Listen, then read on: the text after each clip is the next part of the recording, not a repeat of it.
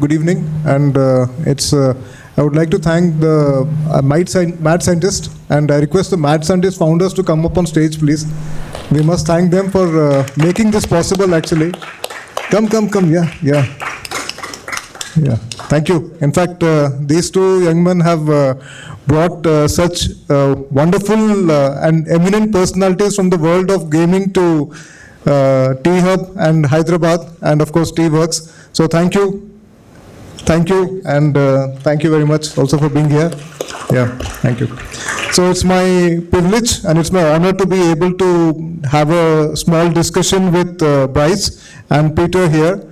And before I start, I just want to give a shout out to my brother who's been playing Xbox since I don't know when, and that's for Bryce. And I want to give a shout out to my daughter because she's just a big fan of Angry Birds, and we went to see the movie also because of Peter, so thank you.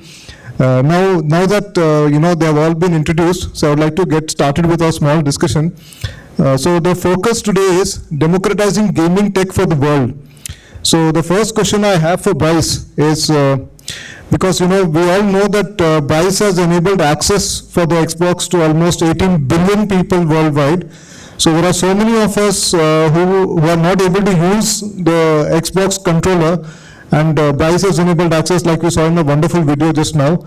So my first question is, what are some of the core lessons you learned while designing the Xbox adaptive controller? How did your team ensure that it could accommodate players with a wide range of disabilities? We have an initiative at Xbox called Gaming for Everyone, and one of the core ideals of that initiative is this idea that when we do not intentionally include, we will unintentionally exclude. So we always have to be questioning our assumptions and our bias.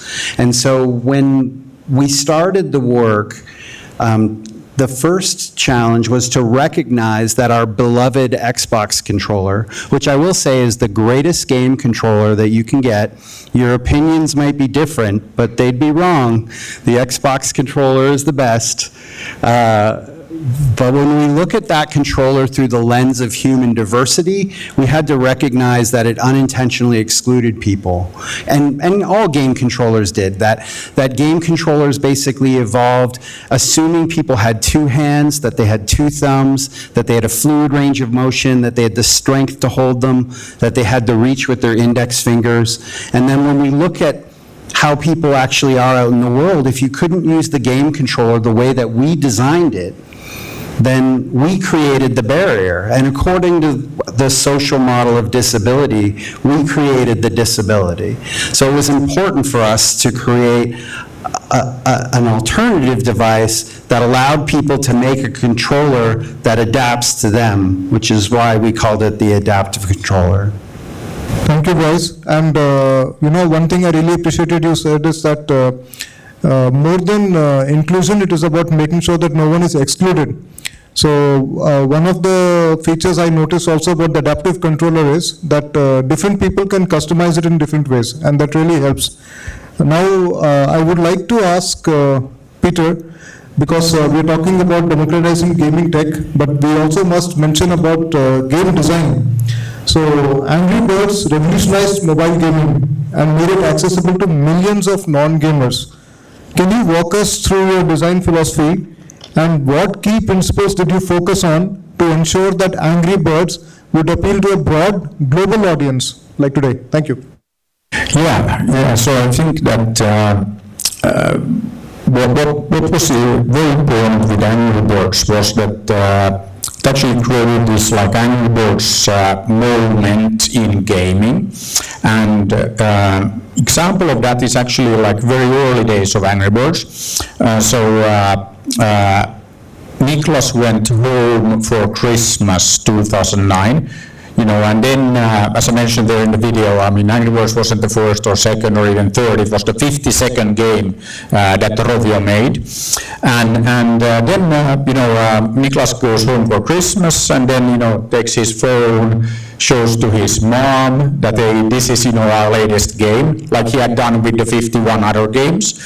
And then, mom looks at the phone and okay, yeah, very nice, and gets the phone back. But with Angry Birds, Niklas didn't get his phone back or Christmas because his mom was playing Angry Birds. And of course now, that's like perfectly normal, like, okay, no big deal, of course, like everybody plays games. But in 2009, this was unheard of. What? Niklas' mom playing games? Because it used to be that games were for gamers, people on Xbox, PlayStation, whatnot. That's, like real games and everything. But then what happened with Angry Birds was that everybody started playing games. And I think like almost every day somebody comes up to me and says that, like, I never play games, I play Angry Birds. Or my wife never played games, played Angry Birds. So that was like really massive. And now we all take it for granted. We all here, we play games, but we are not gamers. Because it's like normal. That's like everybody with a phone. Of course you play games. And I think that this was really important in expanding the market and making it kind of like normal and acceptable to play games. I think this is something that is really, that's democracy. It's for everybody. And then if you look at the design, I think that has everything to do with it. So, like Angry Birds was one of the very first games that was really, really designed for touch and for touch devices. If you look at many of the games, like early days of, like iPhone and touch devices, they were games that you took from like Xbox or, PC or something, meaning that they're typically like you had to go through all kinds of like crazy settings before you even got into the game. Or then you had like a virtual joystick and, you tried to make a game that was great on Xbox or PC or like another platform, tried to make it work on the new touch devices. And most of the time, not amazing. I mean, yes, you could play the games, but not really. But then when you look at like Angry Birds, even, everybody with kids knows that even 2-year-olds can play Angry Birds. Just click, you're in the game. No settings, no nothing, just, press play and you're in the game. And I think this is, of course, we take it for granted now. I mean, that's like what you need on mobile devices, that, you have a few minutes of downtime, you're not gonna,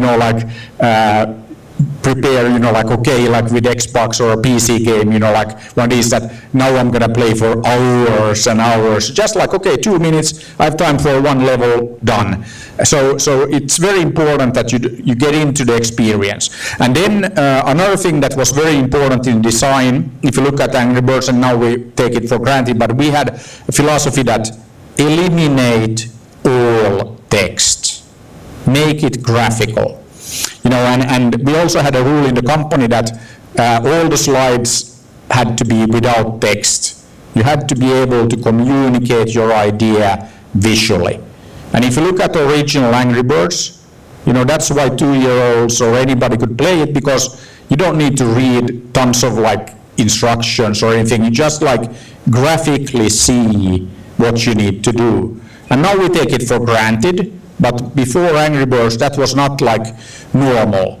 You had a lot of like, hoops that you had to go through so that you could get into the experience. And then I think also, I mean, if you look at the slingshot, that was actually a late addition to the game because it wasn't instantly obvious for people how to play the game. But once we added the slingshot, it became obvious. So, then a lot of these kind of things that we really put a lot of effort into making it super approachable. And because we did that, then, we eliminated text, we eliminated language. So we didn't need to go through, translate it to all the languages on the planet or anything like that. It just worked. And I think that, that really fits under this democratizing gaming, tagline, because that's kind of like what we did. And not always kind of like totally intentionally, but it happened. And then another thing that also happened because of all of this, that we got a lot of feedback from parents that, hey, my kid has, these disabilities. This is the first game that my child can play with the other kids, because it didn't require lightning fast reflexes or anything like that. And also got feedback from, children that this is, like my mom is already old and she's like, she's not able to interact with like the world anymore, but she plays Angry Birds and it makes her happy. So I think that a lot of these things cannot just happen, but I think that when you do great product design, a lot of these things like just happen. You don't always plan for them, but you just make a product that just works, and then it works for billions of people. And I think that that's kind of like what happened with Angry Birds, that we really put so much effort into like thinking the design, the product, everything. And as I said also there in the video, that we really, like for us it was about fan experience. So all about the fans. So we didn't talk about users, customers, whatever, but really fans. That needed to be the level of the experience. And then we took the brand, not just to games, but we took it everywhere. And that was also very much kind of like by design. That's was because we had experience of making 51 games before, so we knew that it's super difficult to make a hit game. So once you have a hit, you go all in, you take it everywhere. And for us, everywhere was not taking just the game everywhere, but taking the brand everywhere. And then many people started telling us that, hey, what are you guys doing? Like, you're a games company, you're making toys, soft drinks, parks, like everything. Like, you should focus. And then I always tell people that we are very, very focused, but we're focused on providing Angry Birds branded experiences in all forms and shapes for our fans. So very focused, but the focus on the brand, not just games. So yeah, that's what we did. Thank you, Peter. That was actually like a master class on so many things. And the first thing was about presentations. It's very important to have visuals only. So we start crowding our slide with a lot of text. And the one thing, I felt very vindicated when I first went to Y Combinator was that it's just a few words, black words on a white slide. So I used to have a lot of arguments with designers, I just want to have simple slides, but you have taken it one step further and removed all the black words also. Thank you. And of course, the second point which I noticed is that the slingshot came later. So, it's very, very important for us to understand that, like, we should not aim for perfection all the time, so things take time. So main thing is to get started. And of course, an important point you mentioned is that once you have something good going, just go all out, just go all out and make sure it happens. So thanks for that. And now I would like to ask Bryce about his experience working with the Microsoft Inclusive Tech Lab. Since you have been working with them a lot and you've been working with disabled communities and game designers, so could you please share a few stories from the lab, from your time with the lab? Yeah, sure. Well, the lab started as a toolbox full of assistive technology that I kept under my desk. And the video that you showed was the first room that we ever had. And if you go to our website, you can see the current room and see that how it's evolved. At first, we built the lab to show our colleagues that gaming was more than just like using a controller, which Xbox was really hard. The cognitive dissonance was really difficult. So we needed to demonstrate. We couldn't show enough videos or pictures. We had to actually get people to sit down and try to play. One of the first demos that we made was play Rocket League with no hands, right? So like just your feet. And that helped bridge that gap. But as we've evolved the practice and moved beyond gaming, we've refocused the lab to be the place on the Microsoft campus where the disability community can call home. It's very important to us. You all folks have probably seen Microsoft here in town. It's a big place. There's lots of big campuses. Redmond is one of the largest corporate campuses in the U.S. It's really easy for us to get in our own heads, meaning that we think that the needs of Microsoft people are the needs of the people, and that's false. So, when it comes to the disabled community, we needed a place that they could come in, that they could work with us. And since we've opened the lab, we've hosted over 20,000 people in the 7 years to kind of understand our inclusive design process. And at the same time, we have a very core belief that the room is for the disabled community. So there's these schools in the U.S. that are called transition schools. They're for students with intellectual disabilities, and they're basically a facet of school. And we kicked out Walmart to host a transition school. So I don't mean that in a bad way, but we said, listen, this is what the room's for. The room's for these customers. So we politely asked Walmart to come back another time. So that's some of the stories of how we use the room and how we engage. Because we know, I know I said this before, but if we don't intentionally engage the community, we will unintentionally exclude people. So it's always about intention. Thank you, Bryce, and I think this is another masterclass actually. So the main thing I understood from what you just said is that I really appreciated that you said that your lab started as a toolbox under your shed. So once again, this is a good lesson for me and for all of us. I believe that the beginnings don't have to be big. So we start somewhere and we start with what we have right now. Then the second thing which I learned is that, doing is learning. So when you start playing Rocket League without your hands, then you actually understand what people are going through. And now coming to the third point is that disabled people need a place to come in, and they must understand that the room is for them. So in that case, actually, I would like that, we work together with T-Works. And we do have room, and we would like to work with you and make sure that the room is for everyone. So thank you very much for that thought.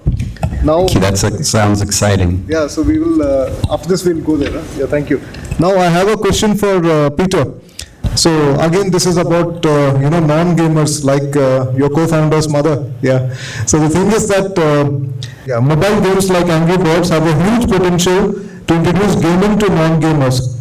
How do you think mobile gaming can play a role in democratizing access to gaming tech, especially in developing countries? Yeah. Yeah, I think mobile for many years has been the center of gravity if you look at gaming. So everybody has a mobile device, and it really is like pretty much everybody on the planet now. So you have a device with you all the time that is capable of playing games. And I mean, that started already with, like the old Nokia phones with Snake and like all of that. So always when you have a program or platform of some sort, the first thing that you need always, games.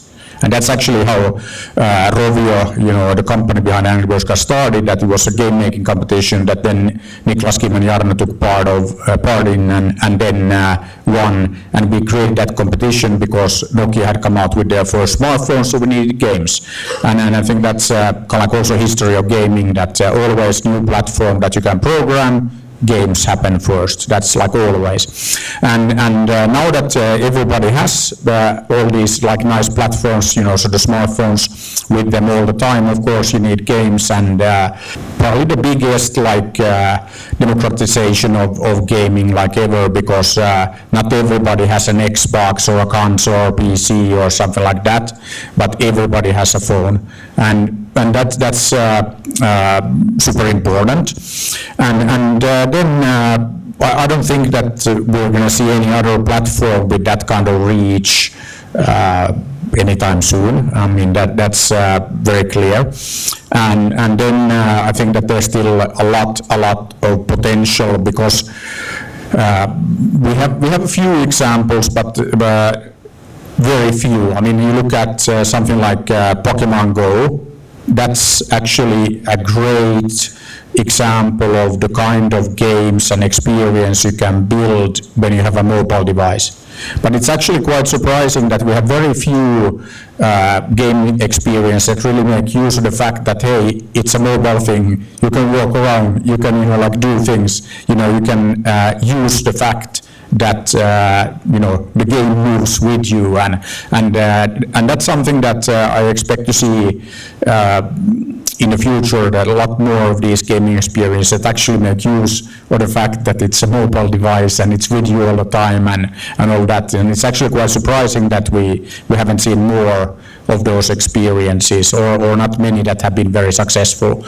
So yeah, I think that there's still huge untapped potential when it comes to mobile and gaming, and really making gaming, like really pervasive. I think that's something that I think we still have a lot of opportunity, and really make use of all the different like sensors and things that we have in the modern like mobile devices. I mean, there's a lot that we can do, and we haven't yet really explored it to the full. So I think that we can expect to see some pretty cool things like in the future as well.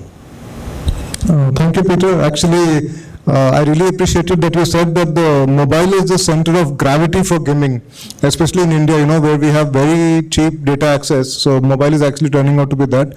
And of course, when you were talking about Nokia, I went down another track actually. So Nokia, human technology. Yeah. So I mean, I don't know how many of us here would have do remember Nokia, but actually there used to be a time when Nokia was actually democratized access to mobile phones with the 3300.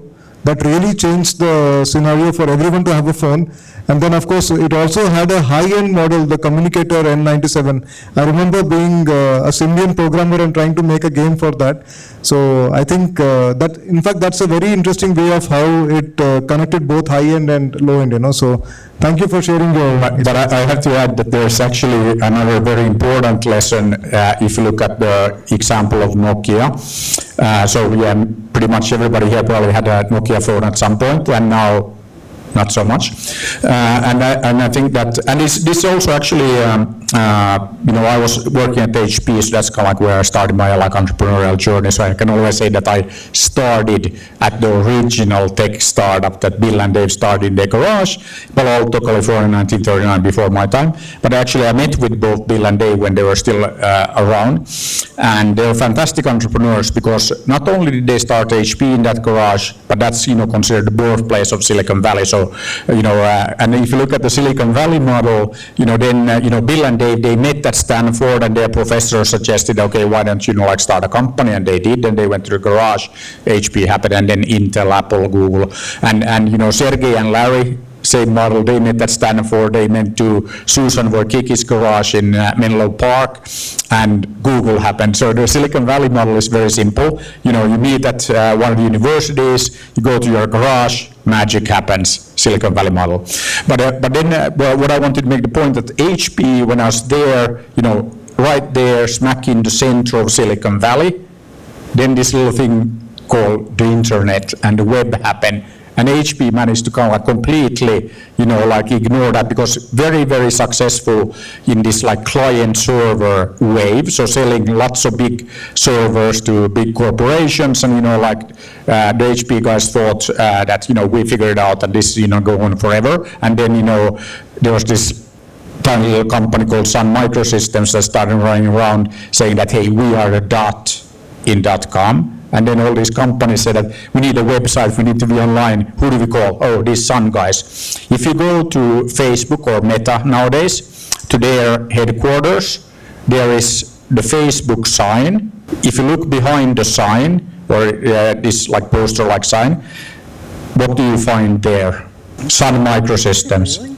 Yeah. So it reminds the guys there that, hey, be careful. You're not going to be around forever because, hey, who cares about sun? They are no longer, they're part of Oracle and all that. But that's a reminder to the Facebook or now Meta people that, don't get too cocky and think that, you figured it out. And then that gets to my point about Nokia, that for many years Nokia had as an ambition to get to 40% market share globally in phones. They did, and now they're no longer making phones. So the most dangerous thing for any company is success, because then you start thinking that, hey, we figured it out, and the following day, gone. And okay, Nokia is still around, and they're, in top 3 for mobile infrastructure and all of that stuff, but they're no longer number 1 in phones. So I think that is a very, very important lesson that, don't ever think that you figured it out because next day you're dead. I don't know what to say to that. But that's actually, that makes me very glad that I'm not an expert. So, on anything, yeah. So, yeah, okay. So now. That's what I always say also, that I'm not really an expert in this area either, but, we can all learn. Nice one, yeah. Now, now we want to ask you about the principles behind the design of the adaptive kit and the adaptive accessories, especially what are the challenges you faced in making these devices accessible to everyone? Yeah. Well, expertise is really interesting because I never really consider myself an expert in anything either. I think that's the whole point of challenging assumptions. If you're not challenging your assumptions, if you're not hungry to find more information and understand how people work, then you'll never find those new things. I also don't like. We strive to create systems that can include everyone, but we don't think about one size fits all. That's not a thing that we do. We strive to think about this idea of one size fits one, and I'm going to get a little designery on you for a minute. The thing about software, is that software doesn't have to have form. I've worked with software engineers for forever, and if a software engineer tells you something's impossible, what they're really telling you is that they don't have enough time, right? So nothing's impossible in software, right? So when I moved to hardware from software, I started having mechanical engineers telling me things were impossible. And I was like, come on, man, just work harder. And they were like, no, physics, right? So, this idea of how we create these systems that can include as many people as possible is about things like modularity. It's about things like adjustment. It's about things like augmentation. One of the wonders of the practice that I have is to look back at the birth of modern ergonomics, right? I don't know if people have heard this story, but after World War II, the American Air Force started making planes, and the way that they made the cockpits was they took the measurements of all their pilots, they set an average, and then they designed the cockpit around the average pilot. And what was happening was that planes were crashing all over the place. And so they couldn't figure it out. They thought it was pilot error, they thought it was all these things. What eventually ended up happening was they had researchers go back and measure 1,000 pilots, and not one pilot fit the average. So therefore they designed a cockpit for no one, right? By designing it in theory for everyone. And that's where, modern ergonomics came from. That's why when you get in your car, you can adjust the height of the seat, you can adjust it back and forth. And so taking those ideas of adjustability in both physical and digital products becomes really interesting. So for me, again, as a flighty designer, I tend to think that accessibility is only personalization that accounts for human diversity, right? And it comes back to intention, and all of that stuff. So I hope that answers that question. But I was a little intangible, I will admit. Actually, it did make a lot of sense, especially when you said that one size doesn't fit all. And that's a very important thing for all of us to keep in mind.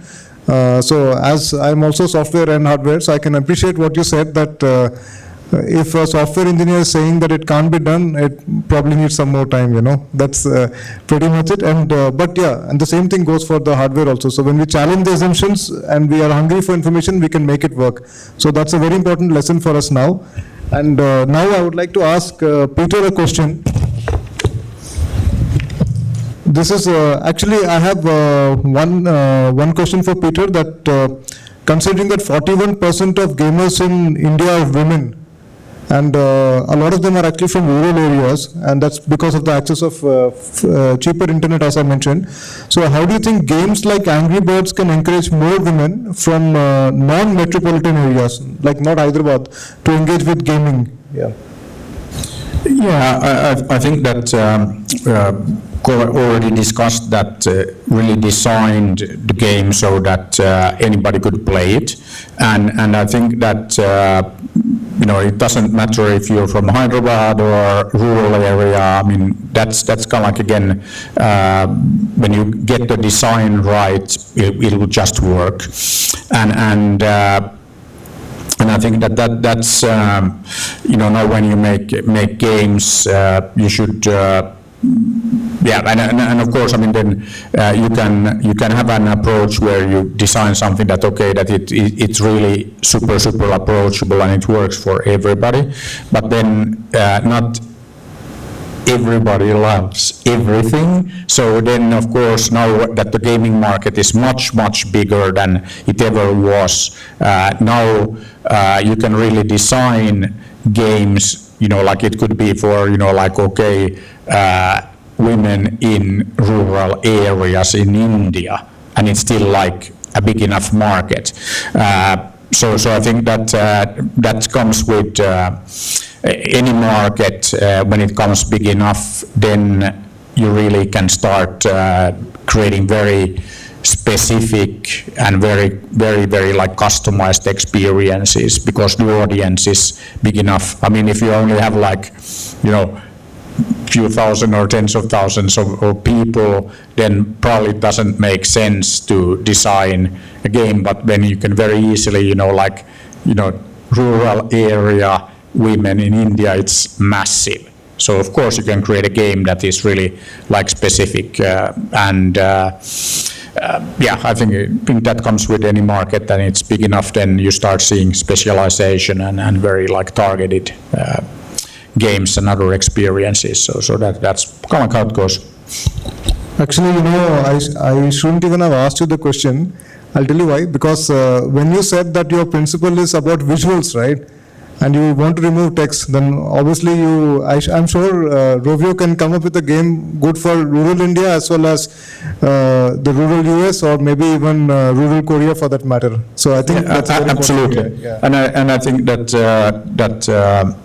that is also like all properly designed products and services, they just work. So I think that is something, yeah. and I mean, this is also like, coming from Finland, that we have this thing that we hate design that is just like designed to look good, but it doesn't work. And this is like the most annoying thing, that you should always make your design work. So it's like very kind of like pragmatic approach, but then there is no excuse for making ugly products. So I mean, that's also like the thing that it should work, and of course you make it look good, you make it beautiful, but don't make it beautiful and not work. That's like the worst. I think it's a good lesson for us actually. Functionality, in my dictionary also, functionality wins over aesthetics any day actually. It's more important to be functional than to look good, as you say. Yeah, thank you. Don't tell French people. Nice one. And now I will just have a common question for both of you, and then I would like to open up the floor to our wonderful audience who's been sitting here actually. So the question I want to ask you, and both of you, it's the same question actually, but I'll repeat it also, is obviously about the future. So what do you think from a hardware perspective, or maybe even software if you'd like to say, is the future of accessibility and inclusivity in gaming? Well, I mean, in gaming and in all things, I'm very excited, and it's both hardware and software. You know, I'm just really excited by the idea of AI on the edge right now. I mean, I think this idea of being able to transform content, and a lot of the content people in here might get a little mad at me, but this idea of being able to transform content from one form to another on the fly really opens up a lot of potential for people with disabilities. I have a friend who has very, very little mobility. And you mentioned, you know, the twitchiness, right? So he has no twitchiness. He wants to play the guy at the Destiny hub that sells you stuff. So what becomes really powerful in an age of AI is the idea of, like, I can play any NPC. Like, what is an NPC, right? And it becomes really powerful to think about just being able to transform one game genre from one thing to another, and potentially on the fly for the situation. One of the big areas that I've always pushed, and I will tell you, have gotten very little progress on, is this idea of creating games that you can play while you drive. Okay, so work with me here for a minute. I get it's scary, but the idea, you can listen to music while you drive, you can read a book while you drive. What's the game that you can play without your eyes, with little attention, while you drive? And, you know, so if you can do that, you've created a game that can address people with no vision and can address people with, like, a lack of attention. So it opens it up to a lot more people to think about these situations. Yeah, I think that there's a lot of opportunity that AI opens up, and we can really, you know, create, you know, we discussed the experiences for, like, women in rural areas, but I mean, now you can really do this kind of, like, very, very personal, very, very like specific experience for all of us. You know, so that's something that is really cool. But then one thing, and we're discussing that with Bryce. So one company that I'm very excited about is a startup in Estonia. So actually, one of my Finnish friends started that. He's the guy who actually invented the swipe and the pinch that we all use on our smartphones. So he's like one of these, like, inventor people. But anyway, so he has using telehaptics. So basically, you know, like touch. He's created a solution that gives blind people sight. So the way it works is that we take camera input, we convert it in touch, so you have like a matrix on your forehead. So the way our brain works is that if you're blind, you know, or even, you know, like for us, you can wear this headset, and then, you know, it takes the camera input, converts it into touch, and you can see in the dark. Okay, you're not really seeing, but you're feeling. And our brain is like an amazing thing. So, you know, it takes like 30 seconds or a few minutes max, and you can see if you're a blind person. And then when you start thinking about the things that we can do, that we can convert like one sense, you know, sight, or you could be hearing, into touch, and then our brain understands how to convert that, you know, so that we can navigate in this room without seeing. You know, I can see your hand, so I can shake your hand. I mean, there are videos on the company website where, you know, there's a blind person, you know, blind from birth, and he first time ever sees his hand and starts to cry. You know, so those kind of technologies are crazy powerful. Yeah, you should check it out, but it's really like super cool. And then when you start thinking what that will enable going forward, you know, like new senses and all of that. And that's like the really cool stuff. And that will also, of course, as I said before, programmable platform. What will we see? Games. We already see games now. First time ever, blind people can throw a ball and catch it. For us, normal, we can do that. But if you never seen, you have never been able to do that, now you can. Amazing. Wow, that's actually a very powerful visual, so that a blind person being able to see their own hand. Yeah. And thanks, I did not know about telehaptics. So, I had a rough idea because of that, remote kissing thing. But this is, of course, a different use case. Thank you.